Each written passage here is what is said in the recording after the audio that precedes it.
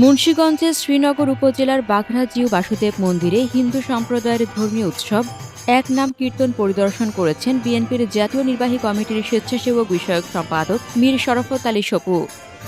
মুন্সিগঞ্জ জেলার ভ্রাম্যমাণ প্রতিনিধি এম এ কাইয়ুমের প্রতিবেদনে থাকছে বিস্তারিত।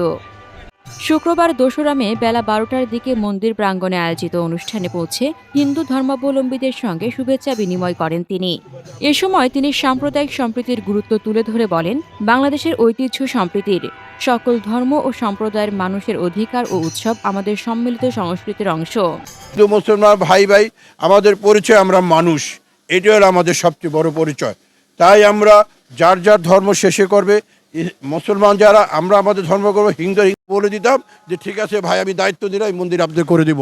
আপনারা দোয়া করেন, যদি আগামীতে দেশ ও জনগণ বিএনপিকে ভোট দেয়, অবশ্যই আপনাদের এই মন্দির যে অবস্থা তার চেয়ে ভালো পাকা হবে।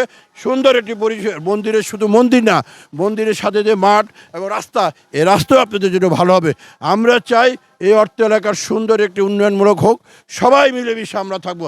আমরা চাই শান্তি, আমাদের সবার উপরে হলে শান্তি, আমরা শান্তিতে বসবাস করব। সবাই ভালো থাকুন।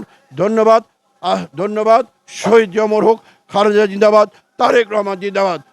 অনুষ্ঠানে মন্দির কমিটির সভাপতি বাদল সাহা ও সাধারণ সম্পাদক অনিল ঠাকুর ছাড়া উপস্থিত ছিলেন স্বেচ্ছাসেবক দল কেন্দ্রীয় কমিটির সাবেক সহ সভাপতি আওলাদ হোসেন উজ্জ্বল, ছাত্রদল কেন্দ্রীয় সংসদের সাবেক সহ সম্পাদক আলমগীর আলম, নারী ও শিশু অধিকার ফোরাম মুন্সিগঞ্জ জেলার কমিটির সাধারণ সম্পাদক মোহাম্মদ জসিম মোল্লা, সাংগঠনিক সম্পাদক মাহমুদ হাসান ফাহাদ, কার্যকরী সদস্য আরিফ হোসেন, উপজেলা ফোরামের সদস্য সচিব শামসুল হক, তাঁতি দলের নুরুজ্জামান মেম্বার প্রমুখ।